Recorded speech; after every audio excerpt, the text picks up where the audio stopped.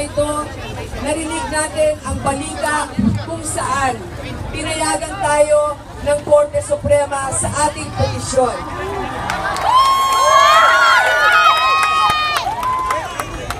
Ito po ay hindi lamang tagumpay ko, kundi tagumpay ng ating mga kababayan.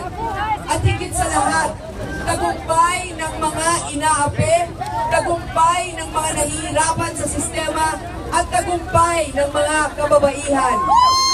Mga kababayan, mga kababaihan, tinatanong nila, ano daw meron ako na wala ang mga ibang kandidato?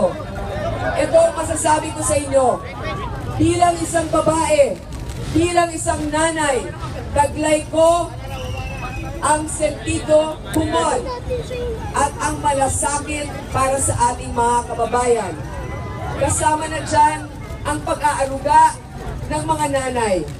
Sabi nung iba, ako daw ay minamaliit dahil ako raw ay isang babae at teacher pa man din. Ano daw ang karapatan ko na tumakbo bilang Pangulo? Mga kababayan, ang mga babae ay hindi mayayabang, pero makikita naman natin na hindi kayo sumusuko sa laban. Lalong-lalo na pag ang pinaglalaban ninyo ay ang mga mahal ninyo.